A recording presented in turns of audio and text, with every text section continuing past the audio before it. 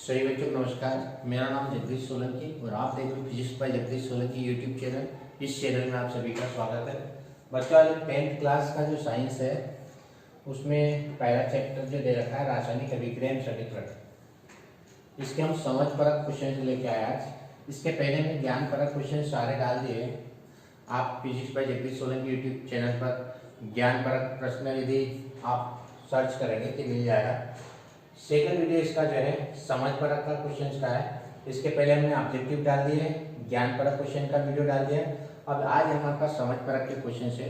ये हमारे पास 19 क्वेश्चन है। थोड़ा वीडियो बड़ा होगा क्योंकि क्वेश्चन बहुत अधिक है, इसलिए इस वीडियो को अंत तक देखें ताकि हमारे जो है इस चैप्टर की अच्छी तरह से तैयारी हो जाए। तो पहला क्वेश्चन हमारे पास में है, निम्न में से कौन सा परिवर्तन उष्मा शेपी और कौन सा परिवर्तन उष्मा शोषी होता है? इंडोथर्मिक और एक्सोथर्मिक प्रोसेस है। दो तरह की प्रोसेस होती है, एक होती है इंडोथर्मिक और एक होती है एक्सोथर्मिक, उष्मा शेपी और उष्मा शोषी अभिक्रिया।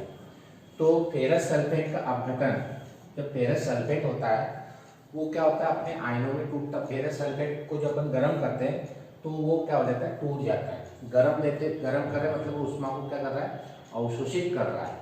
तो जब फेरस सल्फेट उष्मा को अवशोषित करता है तो रासायनिक क्रिया क्या कहलाती है, उष्मा शोषी अभिक्रिया कहलाती है। शोषी मतलब जो उष्मा को अवशोषित करेगा, तो वो जो क्रिया होती है वो उष्मा शोषी अभिक्रिया कहलाती है। सल्फ्यूरिक अम्ल का तनुकरण, जब सल्फ्यूरिक अम्ल को डाइल्यूट करते हैं तो उसमें उष्मा निकलती है बाहर, तो वो उष्मा शेपी कहलाती है, एक्सोथर्मिक रिएक्शंस कहलाती है। सोडियम हाइड्रोक्साइड का जल में घोलना, जब सोडियम हाइड्रोक्साइड जो होता है सांद्र उसको पानी में घोलते तो उसमें उष्मा निकलती है, गर्म हो जाता है वो, तो ये भी क्या है, एक तरह की उष्मा शेपी अभिक्रिया होती है। शेपी का मतलब बाहर निकलना, शोषी का मतलब ठंडा होना, अवशोषित होना। और अमोनियम क्लोराइड को जब हम जल में घोलते हैं तो ठंडा हो जाता है, मतलब उष्मा क्या हो जाती है, अवशोषित हो जाती है। तो ये रासायनिक क्रिया उष्मा शोषी अभिक्रिया कहलाएगी। तो इस तरह से चारों हमारे पास पता होना चाहिए कि फेरस सल्फेट उष्मा शोषी अभिक्रिया, अपघटन सल्फ्यूरिक अम्ल का तनुकरण करते हैं तो उष्मा निकलती है तो उष्मा शेपी अभिक्रिया हो जाएगी। सोडियम हाइड्रोक्साइड जल में घोलते हैं तो भी उष्मा निकलती है, तो ये भी उष्मा शेपी अभिक्रिया हो जाएगी। और अमोनियम क्लोराइड को जब जल में घोलते हैं तो उष्मा को अवशोषित कर लेता है, ठंडा हो जाता है, तो ये उष्मा शोषी अभिक्रिया होगी। सेकंड क्वेश्चन हमारे पास दे रखा है कि मैग्नीशियम रिबन जब ऑक्सीजन में जलाई जाती है, मैग्नीशियम को जब हम ऑक्सीजन में जलाते हैं, Mg को क्या करते हैं, ऑक्सीजन में जलाते हैं। Mg मतलब मैग्नीशियम, O2 मतलब ऑक्सीजन। जब मैग्नीशियम ऑक्सीजन की उपस्थिति में जलते हैं तो क्या होता है, सफेद रोशनी के साथ एक सफेद यौगिक X बनता है। तो जब मैग्नीशियम को ऑक्सीजन के साथ जलाएंगे तो मैग्नीशियम ऑक्साइड बनता है, MgO बनता है। ध्यान रखना ये MgO कहलाता है, मैग्नीशियम ऑक्साइड कहलाता है। तो कॉपी पेन अपने साथ में रखें और नोट्स बनाते जाए अपने, ताकि अच्छे से अच्छे नोट्स अपने पास प्राप्त हो जाए। तो मैग्नीशियम और ऑक्सीजन ये दोनों क्रिया करते हैं तो मैग्नीशियम ऑक्साइड बनता है, MgO बनता है और उष्मा निकलती है। तो ये हमने को क्या बताना था कि X यौगिक बनता है यदि जलती हुई रिबन को नाइट्रोजन के साथ जार में ले जाया जाए। यदि मान लो इस Mg को क्या करें, नाइट्रोजन के साथ में यदि ले जाते हैं तो Mg3 N2 बनता है, मैग्नीशियम नाइट्रोजन बनता है, ये मैग्नीशियम नाइट्रोजन बनता है Y यौगिक, और X यौगिक मैग्नीशियम ऑक्साइड बनेगा। तो मैग्नीशियम को ऑक्सीजन के साथ जलाएंगे तो मैग्नीशियम ऑक्साइड बनता है और उसको नाम देते हैं X यौगिक, यानी ये X यौगिक कौन सा होगा, मैग्नीशियम ऑक्साइड होगा। और जब मैग्नीशियम को नाइट्रोजन के साथ क्रिया करवाई जाती है, जलाया जाता है, तो Y यौगिक बनता है। Y यौगिक कौन सा होगा, मैग्नीशियम नाइट्रोजन, ये हमारे पास Y यौगिक होगा। तो X यौगिक मैग्नीशियम ऑक्साइड हो जाएगा और Y यौगिक मैग्नीशियम नाइट्रेट हो जाएगा। फिर सेकंड में दे रखा है कि जब X My के रासायनिक सूत्र लिखिए। रासायनिक सूत्र में लिख दिया, X का रासायनिक सूत्र Mg होगा, मैग्नीशियम ऑक्साइड होगा, और Y का रासायनिक सूत्र क्या हो जाएगा, मैग्नीशियम नाइट्रेट हो जाएगा, Mg3N2 हो जाएगा, मैग्नीशियम नाइट्रोजन हो जाएगा। फिर थर्ड सेकंड में पूछा था, जब X मतलब मैग्नीशियम ऑक्साइड जल में विलयन बनाया जाता है, मैग्नीशियम ऑक्साइड का जल में क्या करते हैं, सॉल्यूशन बनाते हैं, विलयन बनाते हैं, तब इसकी रासायनिक क्रिया क्या होती है। तो मैग्नीशियम हाइड्रोक्साइड बनेगा, ये मैग्नीशियम ये हाइड्रोक्साइड कहलाता है। जब भी OH आए तो उसको हम हाइड्रोक्साइड कहते हैं, तो मैग्नीशियम हाइड्रोक्साइड बन जाएगा।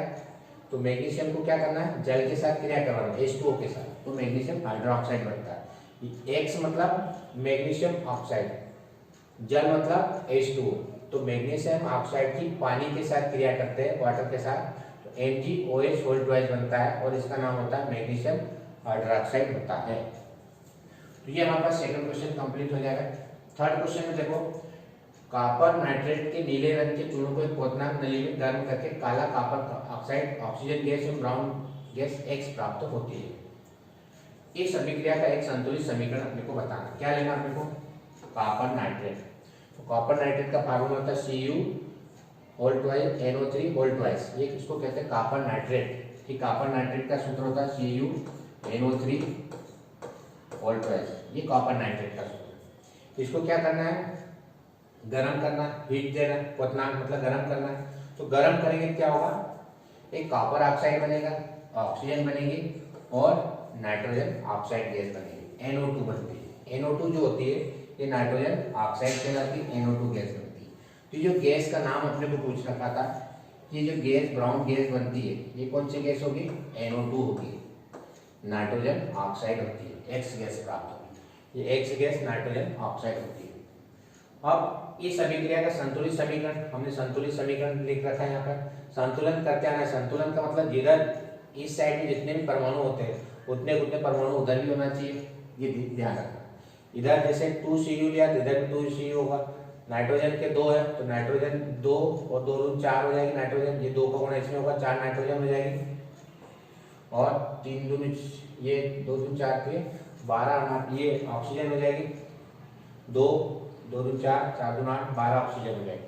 संतुलित समीकरण ही अपने को लिखना है। संतुलित समीकरण का मतलब इधर जितने अभिकारक होते हैं उतने उतने इधर प्रोडक्ट भी होना चाहिए, इधर रिएजेंट उधर प्रोडक्ट दोनों इक्वल होना चाहिए, तो ये संतुलित इक्वेशन कहलाएगी, संतुलित समीकरण कहलाएगी।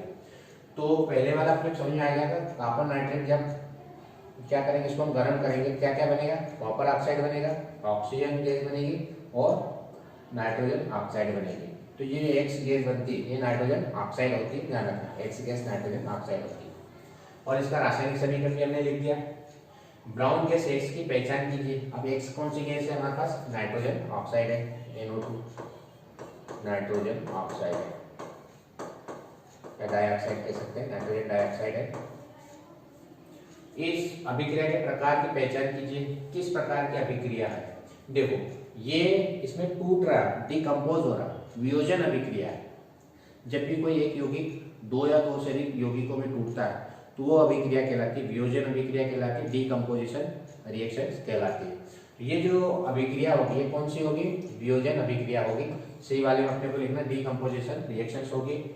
और लास्ट में पूछा कि X गैस, X मतलब कौन सा, NO2, पानी के साथ यदि जल के साथ क्रिया करता है तो क्या बनता है, HNO3 बनता है। और HNO3 बनने के साथ में HNO3 अम्ल होता है, इसकी प्रकृति अम्लीय होती है, एसिड होता है। और एसिड का pH मान हमेशा 7 से छोटा ही होता है, उसको हम एसिड बोलते हैं, जिसका pH मान 7 से लेस देन होता है। इसकी नेचर एसिडिटी होती है, एसिडिक प्रवृत्ति होती है, अम्लीय प्रवृत्ति होती है, इसलिए इसका pH मान हमेशा 7 से छोटा ही होगा। नेक्स्ट क्वेश्चन है, क्या होता है जब जिंक धातु का, जिंक मतलब Zn, जिंक, कॉपर सल्फेट मतलब CuSO4, जिसको हम नीला तोता बोलते हैं, इसके साथ रिएक्शन करते हैं। तो जिंक को हम कॉपर सल्फेट के रिएजेंट में डालेंगे, कॉपर सल्फेट को ब्लू कलर का होता है, तो क्या होगा, जिंक सल्फेट बनेगा। यानी इस जिंक जो होता है, जो सक्रियता श्रेणी होती है उसमें कॉपर से ऊपर होता है, इसलिए क्या करता है, जिंक कॉपर को विस्थापित कर देता है। सक्रियता श्रेणी हमने पढ़ रखी है, सक्रियता श्रेणी मतलब जो तत्व अधिक सक्रिय होते हैं उसको हम ऊपर रखते हैं और जिसकी क्रियाशीलता कम होती जाती है उसको हम नीचे रखते हैं, उस श्रेणी को हम सक्रिय श्रेणी कहते हैं। तो जिंक की सक्रियता कॉपर से अधिक होती है, इसलिए जिंक क्या करेगा, कॉपर को विस्थापित कर देगा, कॉपर हटा के कॉपर के स्थान पर जिंक आ जाएगा और कॉपर को अलग कर देगा, तो जिंक सल्फेट बन जाएगा और कॉपर बनेगा। कॉपर का जो कलर होता है हमने देखा ब्राउन कलर का होता है, कॉपर भूरे कलर का होता है। तो पहले वाले रिएक्शंस हो जाएंगे, जिंक कॉपर सल्फेट के साथ क्रिया करके जिंक क्या करेगा, जिंक कॉपर को अलग कर देगा और कॉपर के स्थान पर जिंक आ जाएगा। तो ये रिएक्शन क्या कहलाएगी हमारे पास, विस्थापन अभिक्रिया कहलाती है, डिस्प्लेसमेंट रिएक्शंस कहलाती है, विस्थापन डिस्प्लेसमेंट रिएक्शंस। फिर सेकंड में क्या दे रखा है, एल्यूमिनियम, एल्यूमिनियम दे रखा है एयर, और इसका टुकड़ा किसमें डाल रहे हैं, HCl में, हाइड्रोक्लोरिक अम्ल, HCl, इसको HCl बोलते हैं, हाइड्रोक्लोरिक अम्ल को HCl। तो एल्यूमिनियम प्लस HCl इन दोनों की रासायनिक क्रिया होती है, तो एल्यूमिनियम क्लोराइड बनता है AlCl3, ये एल्यूमिनियम क्लोराइड होता है, ध्यान रखना, सभी के फार्मूले आपको मालूम होना चाहिए, नाम भी, एल्यूमिनियम क्लोराइड, क्लोराइड, और ये H2 मतलब हाइड्रोजन गैस होती है, ये हाइड्रोजन होती है, इनके नाम भी अपने को मालूम होना चाहिए, हाइड्रोजन। ये जिंक सल्फेट है, ये कॉपर सल्फेट है, और ये जिंक है, ये कॉपर है, ये एल्यूमिनियम क्लोराइड है, और ये हाइड्रोजन गैस बनेगी।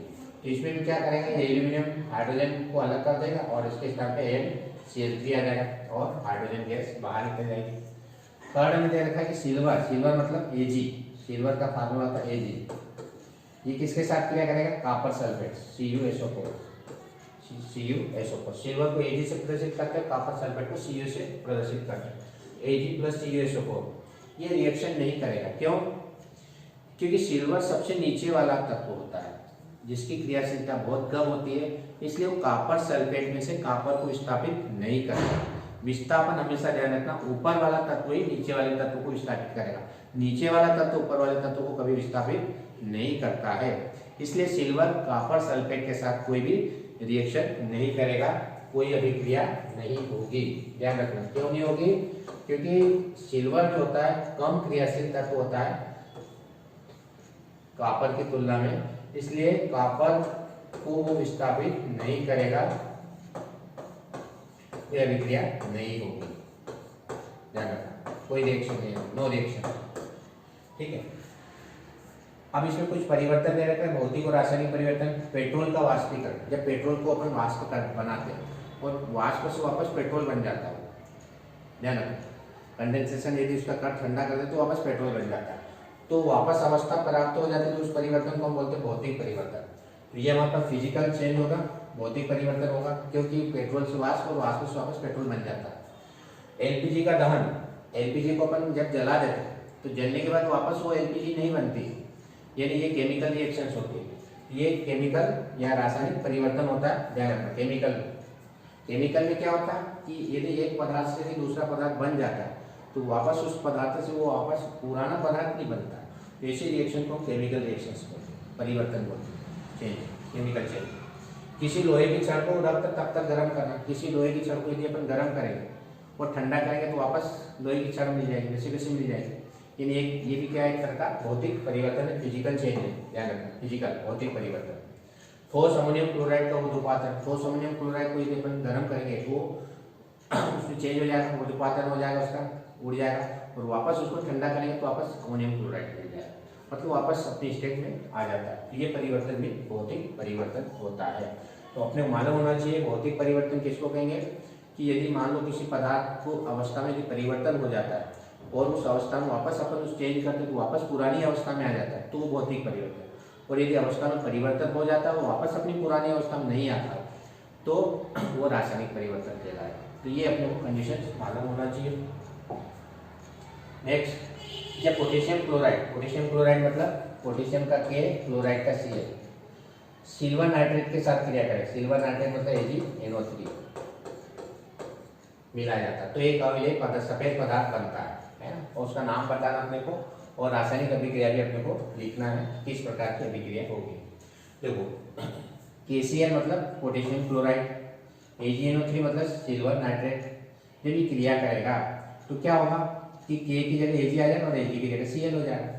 तो इस K की जगह Ag लिखना है और इस Ag की जगह ये आपस में क्या हो जाता है, चेंज हो जाता है, आपस में चेंज हो जाएगा। तो KCl प्लस AgNO3, तो K की Ag की जगह क्या आ जाएगा, K आ जाएगा, तो क्या बन जाएगा, KNO3 बन जाएगा, और इस Cl की जगह क्या आ जाएगा, Ag आ जाएगा, इस K की जगह Ag आ जाएगा, तो AgCl बन जाएगा। तो ये वाला जो AgCl होता है जिसको हम सिल्वर क्लोराइड बोलते हैं, ये सफेद रंग का होता है, जिसका PPT बनता है, प्रेसिपिटेशन मतलब कण बनते हैं पाउडर टाइप पानी में, इसका व्हाइट PPT बनते हैं। तो AgCl जो होता है वो कौन सा पदार्थ होता है, व्हाइट कलर का होता है, ये AgCl होता है, ध्यान रखना। सिल्वर क्लोराइड जिसको हम कहते हैं AgCl, सिल्वर क्लोराइड बोलते हैं, सफेद रंग का पदार्थ ये होता है सिल्वर क्लोराइड। फिर सेकंड में दे रखा है फेरस सल्फेट।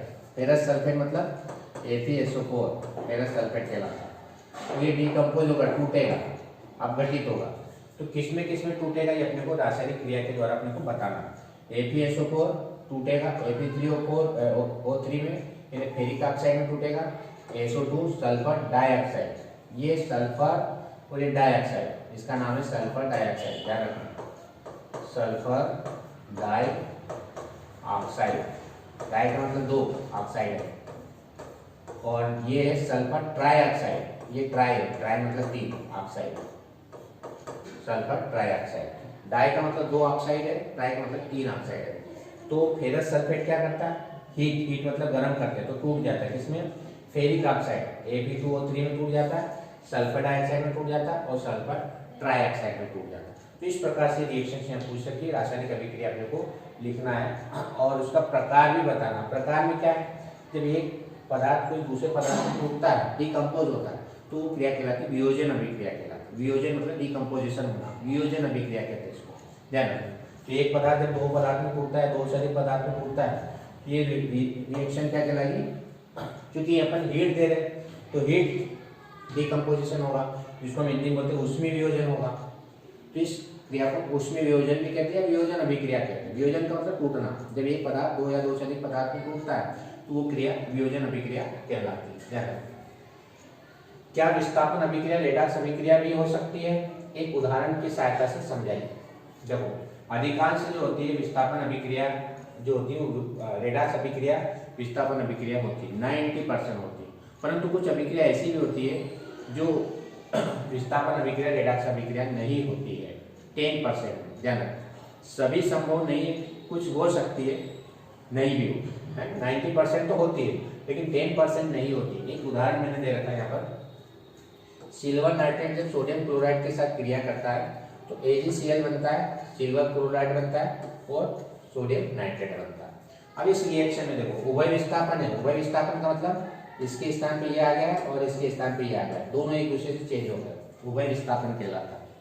उसकी जगह ये बैठ गया और इसकी जगह ये बैठ गया, आपस में कुर्सी चेंज कर ली, तो ये कहलाता उभय विस्थापन। उसकी जगह वो आ गया और उसकी जगह ये आ गया, तो ये कहलाता उभय विस्थापन। Ag की जगह Na आ गया और Na की जगह Ag चला गया, तो ये कहलाता उभय विस्थापन। उभय विस्थापन अभिक्रिया है, परंतु रेडॉक्स अभिक्रिया नहीं है। क्यों नहीं है? क्योंकि यदि इसकी ऑक्सीकरण संख्या हम निकालते हैं तो ऑक्सीकरण संख्या में कोई परिवर्तन नहीं हो रहा है इसमें। तो जब भी किसी रासायनिक क्रिया में ऑक्सीकरण अवस्था में कोई परिवर्तन नहीं होता है तो वो अभिक्रिया रेडॉक्स अभिक्रिया नहीं कहलाती है, ध्यान रखना। रेडॉक्स अभिक्रिया उसी को कहते हैं जिसमें ऑक्सीकरण संख्या या तो ऑक्सीजन का जुड़ना या ऑक्सीजन का बाहर निकलना, यानी उसमें ऑक्सीकरण संख्या में परिवर्तन होता है। इसमें ऐसा कोई हो नहीं रहा है, ऑक्सीकरण संख्या उतनी है इधर भी और उधर भी। यदि ऑक्सीकरण स्टेट निकाले, इसकी संख्या निकाले तो सेम रहेगी, इसलिए ये क्रिया जो होगी रेडॉक्स अभिक्रिया नहीं होती है। विस्थापन अभिक्रिया है लेकिन रेडॉक्स अभिक्रिया नहीं है। सेकंड उदाहरण हमने दे रखा कि BaCl2 barium chloride Na2SO4 sodium sulphate के साथ क्रिया करता है। ये बेरियम क्लोराइड है और ये सोडियम सल्फेट है। नाम अपने को लिखते आना चाहिए। ये बेरियम क्लोराइड है, बेरियम क्लोराइड और ये सोडियम सल्फेट है। जब ये रासायनिक क्रिया करते हैं तो इसमें भी विस्थापन अभिक्रिया होगी। ये Ba के साथ Na आ जाएगा और Na के साथ Ba चले जाएगा, आपस में चेंज हो जाएंगे, तो विस्थापन अभिक्रिया है। और रेडॉक्स अभिक्रिया भी, क्यों? क्योंकि इसमें इसकी स्टेट चेंज हो रही है, ऑक्सीकरण अवस्था चेंज हो रही है। यहाँ देखो Na2 था, यहाँ Na आ गया, मतलब इसकी ऑक्सीकरण अवस्था में क्या हो रहा है, परिवर्तन हो रहा है। तो जब भी ऑक्सीकरण अवस्था में परिवर्तन होता है तो वो रेडॉक्स अभिक्रिया होगी, और जिसमें ऑक्सीकरण की अवस्था में परिवर्तन नहीं होगा वो रेडॉक्स अभिक्रिया नहीं होगी। तो इसमें द्विविस्थापन भी हो रहा, ये इसकी जगह पे ये इसकी जगह ये आ गया और इसकी जगह ये आ गया, विस्थापन तो हो रहा, साथ में इसकी ऑक्सीकरण की अवस्था में भी परिवर्तन हो रहा है, इसलिए ये क्रिया विस्थापन भी है और रेडॉक्स अभिक्रिया भी होती है। दोनों तरह की अभिक्रिया होगी, ध्यान रखना। नेक्स्ट, जब लोहे की कील को लोहे की कील मतलब Fe कॉपर सल्फेट CuSO4 है ना, कि विलयन में डुबाया जाता है, विलयन का रंग क्यों बदल जाता है? जब भी हम लोहे की कील को हम क्या करते हैं, कॉपर सल्फेट में डुबोते हैं तो उसका रंग चेंज हो जाता है। कॉपर सल्फेट का रंग होता है नीला। तो यहाँ पर एक रिएक्शन दे रखी है, कॉपर सल्फेट को हम Fe, कॉपर सल्फेट में क्या मिलाएंगे, Fe मिलाते हैं तो FeSO4 बनता है, फेरस सल्फेट बनता है, जिसका रंग कैसा होता है, हरा, हरा विलयन बनता है, इसलिए वो हरा कलर हो जाता है। क्यों हरा हो जाता है?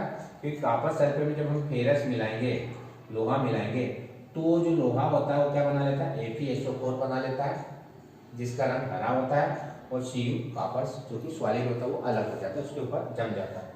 तो उसका कारण ये लिखना कि जब लोहे की कील को कॉपर सल्फेट विलयन में डुबाया जाता है तो विलयन का रंग क्यों बदल जाता है? जब लोहे की कील को कॉपर सल्फेट के नीले घोल में डुबाया जाता है, ये नीला कलर होता है, यदि आयरन लोहा होता है तो लोहा सल्फेट के घोल के साथ विस्थापित करके क्या बना जाता है, फेरस सल्फेट, ये फेरस सल्फेट बन गया, और इसके कारण से इसका रंग कैसा हो जाता है, बदल जाता है। तो जब हम कॉपर सल्फेट में Fe डालेंगे तो कॉपर सल्फेट से फेरस सल्फेट में बदल जाता है, इसलिए उसका रंग कैसा हो जाता है, नीला हो जाता है, इसमें हरा हो जाता है। पहले नीला था, अब हरा हो जाएगा। क्यों समझ में आएगा ना? क्योंकि कॉपर विस्थापित हो जाता है। क्यों विस्थापित हो जाता है? क्योंकि फेरस की क्रियाशीलता कॉपर से अधिक होती है, इसलिए फेरस क्या करेगा, कॉपर को हटा देगा और उसके स्थान पर फेरस बैठ जाएगा, तो FeSO4 बन जाएगा। इसका रंग हरा होता है, इसका रंग नीला होता है। तो जब भी फेरस को हम कॉपर सल्फेट के नीले विलयन में डालेंगे तो उसका रंग हरा हो जाएगा। इसका कारण अपने को रिएक्शन से बताना है। आलू के चिप्स, निर्माता चिप्स की तेली को नाइट्रोजन से क्यों भरते, समझाइए।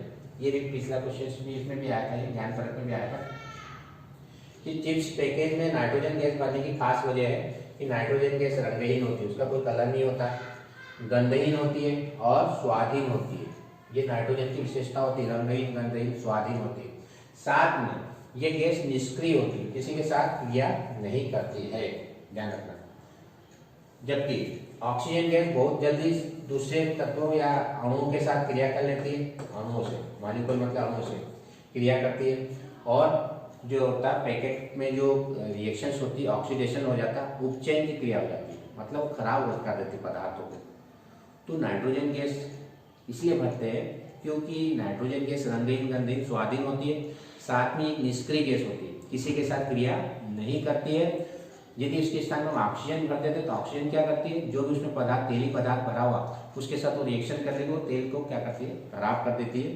तो इसलिए हम क्या करते हैं, पैकिंग में जो हमारे पास जो भी पैकिंग्स होती है, उस पैकिंग्स में जो गैस भरी जाती है, आलू के चिप्स है, जो भी चिप्स वाले कुरकुरे है, उसमें नाइट्रोजन गैस भरता है। नाइट्रोजन गैस उस चिप्स या तेली पदार्थ पर कोई रासायनिक क्रिया नहीं करती, उसमें सुरक्षित रहती है। और यदि ऑक्सीजन भर देंगे तो ऑक्सीजन उसमें ऑक्सीडेशन कर लेगी, उस तेली पदार्थ को खराब कर देती है, जिसके कारण से वो खराब हो जाते हैं, जल्दी खराब हो जाते हैं चिप्स। फिर 10वां क्वेश्चन है, निम्न कथन में रासायनिक समीकरण में परिवर्तित कर संतुलित कीजिए। तो पहला तरीका नाइट्रोजन और हाइड्रोजन की क्रिया, नाइट्रोजन का मतलब N2 और हाइड्रोजन मतलब H2, इन दोनों की रिएक्शन करके अपने को अमोनिया बनाना, अमोनिया मतलब NH3 बनाना, ठीक है, NH3, नाइट्रोजन का N2, हाइड्रोजन का H2 और अमोनिया का NH3। तो यहाँ रिएक्शन मैंने लिख रखी N2, मैं यहाँ लिख देता हूँ प्लस H2, हाइड्रोजन गैस, तो NH3 बनेगी। अब इसकी रिएक्शंस को बैलेंस कर लो, यहाँ 2 है 2 लगा दो, और यहाँ पे क्या है 3 दूनी 6 हाइड्रोजन, तो ये इसकी बैलेंस हो जाएगी। नाइट्रोजन और हाइड्रोजन मिलकर क्या बनाती, अमोनिया, ये अमोनिया का सूत्र है, ध्यान रखना, अमोनिया, अमोनिया बन जाता है। दूसरा हाइड्रोजन सल्फेट, हाइड्रोजन सल्फेट का सूत्र होता है H2S, वायु में दहन होने पर इसको हम जलाते हैं, किसकी, वायु का मतलब ऑक्सीजन, तो क्या बनेगा ये अपने को बताना।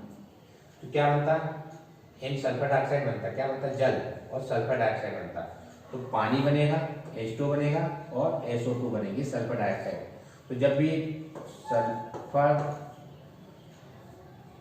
हाइड्रोजन सल्फेट को अपन क्या करते हैं, ऑक्सीजन की उपस्थिति में जलाते हैं, तो पानी बनता है, H2 बनता है प्लस SO2 गैस बनती है।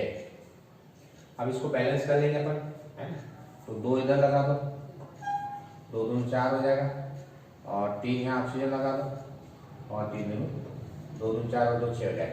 तो बैलेंस करता रहना चाहिए, इधर जितने परमाणु उधर जितने भी परमाणु दोनों तरफ बराबर होना चाहिए, तो ये रासायनिक क्रिया सही होगी, नहीं तो गलत मानी जाएगी। तो बैलेंस करने की अपने को प्रैक्टिस करना पड़ेगी, दोनों तरफ बराबर करते हैं।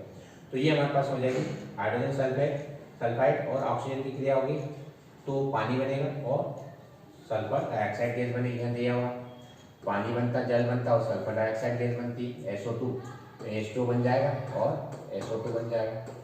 बैलेंस किया मैंने कर रखी नीचे।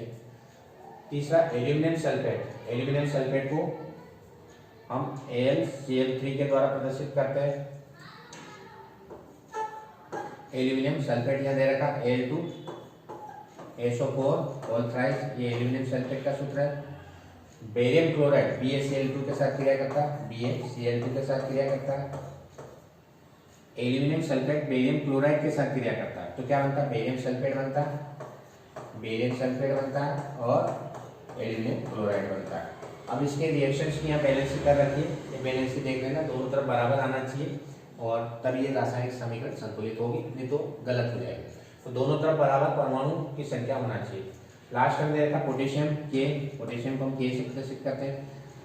जल के साथ, पानी के साथ, H2O के साथ रिएक्शन करता है, तो पोटेशियम हाइड्रोक्साइड बनाता, KOH बनाता, पोटेशियम हाइड्रोक्साइड KOH बनेगी और हाइड्रोजन गैस H2 बनती है। तो इसकी रासायनिक क्रिया यहाँ नीचे दे रखी है, पोटेशियम प्लस पानी equal to KOH, potassium hydroxide plus hydrogen gas. तो इस तरह से रासायनिक क्रिया अपने को करते आना चाहिए और उसको सॉल्व करते आना चाहिए, दोनों तरफ बैलेंस ही करते आना चाहिए, प्रैक्टिस करना पड़ेगी दोनों तरफ बैलेंस करने के लिए। क्वेश्चन नंबर 11 दे रखा है कि निम्न अभिक्रिया पर संतुलित रासायनिक समीकरण लिखिए। इसमें संतुलित रासायनिक समीकरण लिखना, कैल्शियम हाइड्रोक्साइड CaOH, इनके सबके सूत्र मालूम होना चाहिए।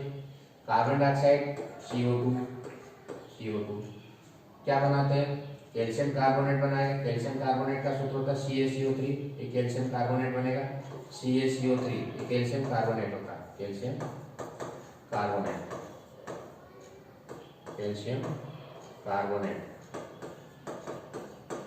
CaCO3, ये कैल्शियम कार्बोनेट बनेगा। तो क्या बनाना, कैल्शियम हाइड्रोक्साइड कार्बन डाइऑक्साइड के साथ क्रिया करकर कैल्शियम कार्बोनेट बनेगा और पानी बनेगा, H2O बनेगा। ये अपने को रासायनिक क्रिया लिखते आना चाहिए और इनके सूत्र भी मालूम होना चाहिए। कैल्शियम हाइड्रोक्साइड बोले तो CaOH, पानी बोले तो H2O, कार्बन डाइऑक्साइड बोले तो CO2 और कैल्शियम कार्बोनेट बोले तो CaCO3, calcium carbonate CaCO3 plus water पानी H2O। तो ये रिएक्शन अपने को यहाँ लिख रखी है, पहले वाली यहाँ देख लेना, ये समझ में आ जाएगा। जिंक मतलब Zn, silver nitrate AgNO3, silver nitrate क्या बनाता है, zinc nitrate ZnNO3, zinc nitrate plus Ag बन जाएगा और इसके रिएक्शन को हम बैलेंस कर लेंगे, दोनों तरफ बैलेंस बराबर कर लेंगे, यहाँ बराबर करके हमें बता रखते हैं। थर्ड है एल्यूमिनियम का Al, कॉपर क्लोराइड का CuCl2 कॉपर क्लोराइड कहलाता है। ये अभिक्रिया करके क्या बनाएगा, एल्यूमिनियम क्लोराइड बनाएगा, AlCl3 बनाएगा, एल्यूमिनियम क्लोराइड बोलते हैं, और कॉपर बनाएगा, कॉपर अलग हो जाएगा। एल्यूमिनियम कॉपर को स्थापित कर देगा क्योंकि एल्यूमिनियम की क्रियाशीलता अधिक होती है, इसलिए कॉपर को क्या करेगा, उसको हटा देगा, उसके स्थान पर एल्यूमिनियम बैठ जाएगा, विस्थापन अभिक्रिया देगा। इस तरह से थर्ड रिएक्शन यहाँ लिख रखिए।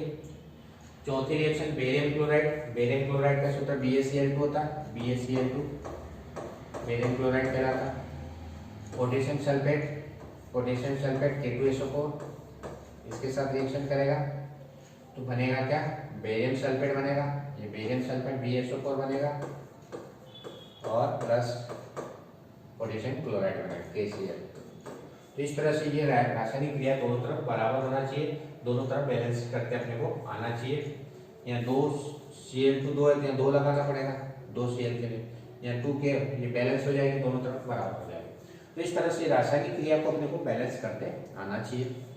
क्वेश्चन नंबर 12, उन वियोजन अभिक्रिया को एक एक समीकरण लिखिए जिसमें ऊष्मा, एक में प्रकाश और तीसरे में विद्युत के रूप में प्रदान की जाती है, ऊर्जा प्रदान की जाती है। तो सबसे पहले हम ऊष्मा वाले देखेंगे। ऊष्मा मतलब जैसे calcium carbonate CaCO3, calcium carbonate, इसको यदि हीट देते ऊष्मा देते तो क्या बन जाता है, कैल्शियम ऑक्साइड बन जाता है और कार्बन डाइऑक्साइड गैस बन जाती है। ये ऊष्मीय अभिक्रिया हो गई, ऊष्मा दी, कैल्शियम कार्बोनेट को जब हम ऊष्मा देते हैं तो कैल्शियम ऑक्साइड बनता है और कार्बन डाइऑक्साइड गैस बनती है। दूसरा दे रखा है, क्या कह रखा है, प्रकाश, लाइट। तो जैसे हमारे पास AgCl होता है, सिल्वर क्लोराइड जिसको हम बोलते हैं, है ना, इसको यदि प्रकाश में यदि खुला छोड़ देते लाइट में, लाइट, तो क्या बना लेगा, Ag बना लेगा प्लस Cl2 बना लेगा। Ag 2 Ag करना पड़ेगा और यहाँ 2 Cl2 है तो 2 Cl2 बना लेगा। ये क्लोरीन गैस होती है, ध्यान रखना, क्लोरीन गैस होती है और ये क्या होता है, सॉलिड होता है, सिल्वर। ये प्रकाश की उपस्थिति में ही होगा, सभी रिएक्शंस नहीं होगी। ध्यान रखना, कुछ विशेष रिएक्शन ही होती है जो प्रकाश की उपस्थिति में होती है, बाकी रिएक्शन ऐसा नहीं सभी रिएक्शन प्रकाश की उपस्थिति। सिल्वर क्लोराइड ही प्रकाश की उपस्थिति में क्रिया करता है, बाकी सभी पदार्थ नहीं क्रिया करते। तो सिल्वर क्लोराइड प्रकाश की उपस्थिति में क्रिया करता है तो सिल्वर अलग हो जाएगा, क्लोराइड क्लोरीन गैस अलग बन जाएगी। फिर दे रखा विद्युत, जैसे हमारे पास पानी होता है, इसमें यदि इलेक्ट्रोलिसिस किया जाए तो विद्युत अपघटन, जिसको बोलते हैं विद्युत प्रवाहित करते हैं, इलेक्ट्रोलिसिस करते हैं, इसको विद्युत अपघटन करते हैं।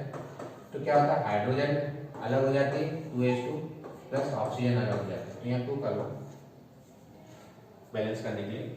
तो ये विद्युत की अभिक्रिया है। विद्युत में मतलब क्या होगा, पानी में यदि अपन विद्युत प्रवाहित करते हैं तो हाइड्रोजन अलग और ऑक्सीजन अलग, तो ये विद्युत अपघटन कहलाता है, विद्युत प्रवाहित करते हैं। तो प्रकाश, सिल्वर क्लोराइड प्रकाश की उपस्थिति में सिल्वर बना लेगा और क्लोराइड पर क्लोरीन गैस बना लेगा। कैल्शियम कार्बोनेट को यदि गर्म करेंगे कैल्शियम ऑक्साइड बनेगा और कार्बन डाइऑक्साइड गैस बनती है।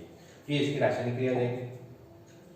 सिल्वर के शोधन में सिल्वर नाइट्रेट के लिए में सिल्वर प्राप्त करने के लिए कॉपर धातु द्वारा विस्थापित किया जा सकता है। इस प्रक्रिया के लिए रासायनिक समीकरण अपने को बताना है। देखो सिल्वर नाइट्रेट AgNO3, ये यहाँ लिख रखा है, ये लिखे तो और बड़ा लिख देता हूँ, AgNO3 प्लस कॉपर Cu क्या बना लेगा, कॉपर नाइट्रेट बना लेगा NO3 प्लस सिल्वर बन जाएगी Ag। इसकी बैलेंस कर लो, यहाँ 2 नाइट्रेट है, यहाँ 2 करना पड़ेगा और बाकी बैलेंस हो जाएगी दोनों तरफ, है। तो ये इसकी रिएक्शंस हो जाएगी। तो कॉपर जो होता है सिल्वर से भी क्रियाशील होता है, इसलिए क्या करेगा, कॉपर सिल्वर को हटा देगा, उसको विस्थापित कर देगा, इसलिए विस्थापन की विक्रिया होगी, ध्यान रखना। तो इसमें से Ag के स्थान पर कौन बैठ जाएगा, Cu। क्यों, क्योंकि कॉपर ज्यादा क्रियाशील है Ag से। जब इसकी सक्रियता श्रेणी हम पढ़ते हैं तो कॉपर ऊपर रहता है और Ag सबसे नीचे रहता है। तो कॉपर क्या करेगा, Ag को विस्थापित कर देगा, हटा देगा, ये विस्थापन अभिक्रिया हो जाएगी। तो रासायनिक क्रिया समझ में आ जाएगी। सिल्वर नाइट्रेट कॉपर के साथ क्रिया करके क्या बनाता है, कॉपर नाइट्रेट बनाता है और Ag को अलग कर देता है, सिल्वर को अलग कर देता है। यदि किसी रासायनिक अभिक्रिया की समाप्ति पर निम्नलिखित परिवर्तन होते हैं तो अभिक्रिया किस प्रकार की होगी। अभिक्रिया की समाप्ति में परमाणु गर्म हो जाती है, जब गर्म होगी तो ऊष्मा निकलेगी, तो ऊष्माक्षेपी अभिक्रिया होगी, ऊष्माक्षेपी जिसमें ऊष्मा निकलती है। और परत में ठंडी हो रही मतलब ऊष्मा अवशोषित हो रही, तो ऊष्मा शोषी अभिक्रिया हो जाएगी, ऊष्मा शोषी अभिक्रिया हो जाएगी। तो इस तरह से अपने को बताना था कि गर्म हो रही मतलब ऊष्मा निकल रही है, ऊष्मा निकलने वाली अभिक्रिया ऊष्माक्षेपी कहलाती है, और यदि ठंडी हो रही अवशोषित हो रही तो ऊष्मा शोषी अभिक्रिया कहलाती है।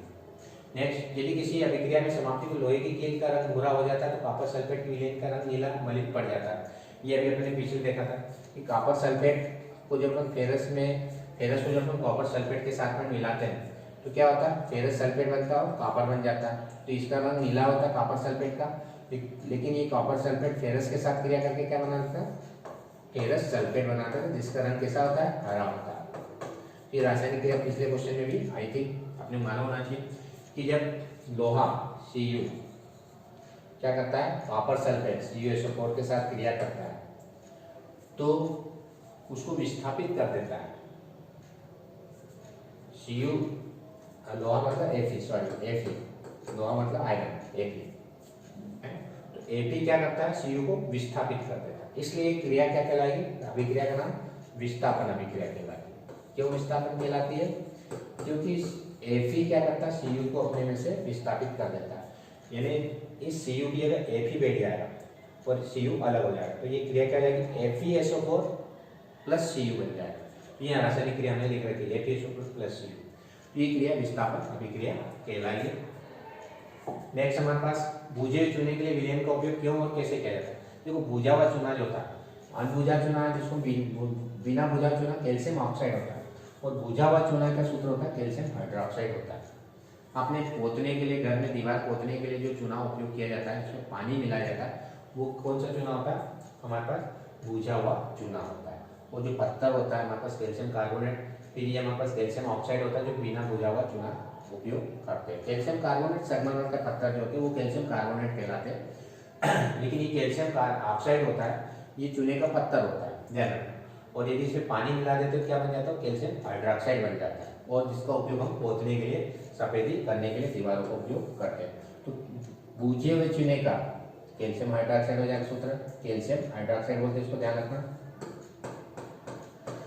कैल्शियम हाइड्रोक्साइड,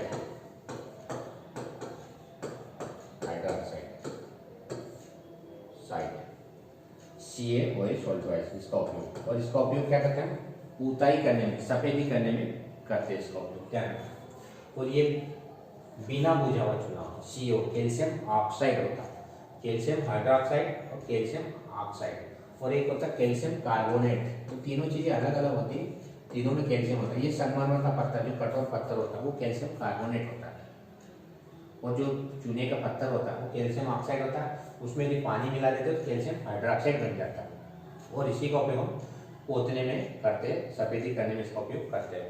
दवा की बोतलें अधिकांश रंगीन होती है, क्यों रंगीन बोतल इसलिए होती है क्योंकि यदि व्हाइट कलर की बोतल होगी या कलरलेस होगी तो सूर्य का प्रकाश सीधा उसके ऊपर चले जाएगा, दवा के ऊपर, और दवा को क्या कर देगा, खराब कर देगा। कुछ दवाई ऐसी होती है जो सूर्य के प्रकाश यानी प्रकाश की उपस्थिति में रासायनिक क्रिया कर लेती है, तो कलर होने के कारण से वो प्रकाश को क्या कर लेगा, अवशोषित कर लेगा, और वो प्रकाश दवाई के ऊपर नहीं गिरेगा, तो जो हमारी दवाई है वो सुरक्षित रहेगी, यानी कोई रासायनिक क्रिया नहीं कर पाती। क्योंकि बहुत सारी दवाई ऐसी होती है जो प्रकाश की उपस्थिति में यदि उसको प्रकाश मिल जाता है तो खराब हो जाती, रासायनिक क्रिया कर लेती।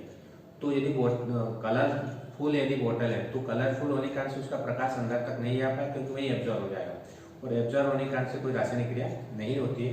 इसलिए बोतलें कैसी होती है, रंगीन होती है, क्योंकि दवाइयाँ बहुत अधिक रासायनिक क्रिया पदार्थ प्रकाश के प्रति संवेदनशील होते हैं, है ना। मैंने बताया कि उसमें जो भी केमिकल होते हैं वो रासायनिक जो प्रकाश होता है उसके बहुत सेंसिटिव होता है, उसको थोड़ा सा यदि प्रकाश गिरता है तो अपना गुणधर्म बदल देती है, ध्यान रखना, गुणधर्म बदल देती है और दवा को नुकसान पहुंचा सकती है। इस कारण से क्या करता है, अधिकांश बोतलों को रंगीन में रखा जाता है और प्रकाश को क्या कर लेती है, वो अवशोषित कर लेती है।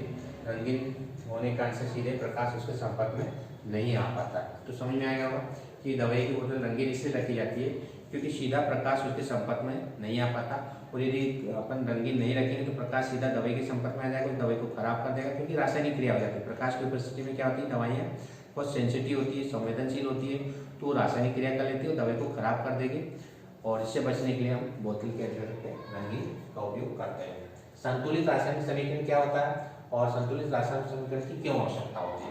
देखो, संतुलित रासायनिक समीकरण क्या हुआ, अभिकारक मतलब रिएजेंट, इधर वाला, जैसे हम कोई भी रासायनिक अभिक्रिया लिखते हैं है ना, जैसे एक रासायनिक क्रिया C+O2, तो ये बनेगी CO2,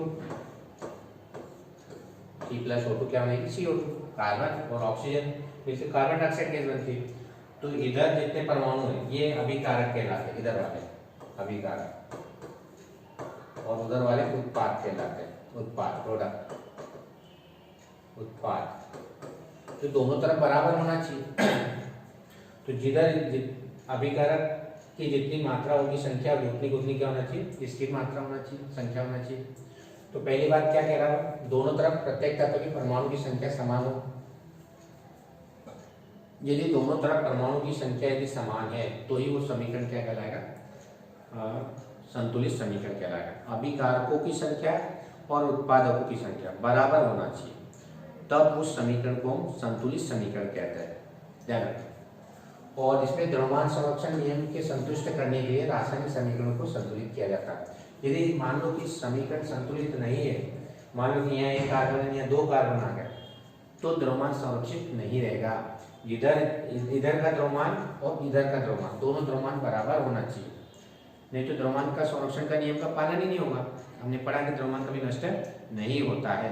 तो सभी रासायनिक क्रियाओं में द्रव्यमान को संरक्षित करने के लिए समीकरण को संतुलित करना बहुत आवश्यक है, और यदि द्रव्यमान संरक्षित नहीं होगा तो ये रासायनिक क्रिया हो ही नहीं सकती। क्यों? क्योंकि जितना द्रव्यमान इधर का है उतना द्रव्यमान इधर का भी होगा, जितने अभिकारक इधर है उतने उत्पाद इधर भी होंगे। तो द्रव्यमान को संरक्षित करने के लिए सभी रासायनिक क्रिया को संतुलित करना आवश्यक होता है। और संतुलित रासायनिक क्रिया किसको कहेंगे? जिसमें अभिकारक और उत्पाद दोनों परमाणु, ये जो भी तत्व ले रखे उनका मान बराबर होना चाहिए, जिधर जितने इधर है उतने उतने इधर भी होना चाहिए, तो ये संतुलित रासायनिक समीकरण कहलाएगी।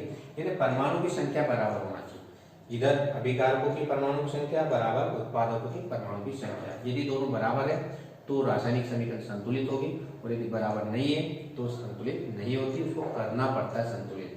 और क्यों करते हैं? क्योंकि द्रव्यमान संरक्षित करने के लिए रासायनिक समीकरण को संतुलित करना आवश्यक होता है। लास्ट क्वेश्चन, कोयले का दहन, कोयले का दहन, कोयला मतलब कार्बन, दहन मतलब ऑक्सीजन, तो कार्बन और ऑक्सीजन मिलकर कार्बन डाइऑक्साइड बनाता है। और जल का निर्माण, जल का निर्माण कैसा होता है? हाइड्रोजन प्लस ऑक्सीजन, ये दोनों मिलकर क्या बनाता है? H2 बनते हैं।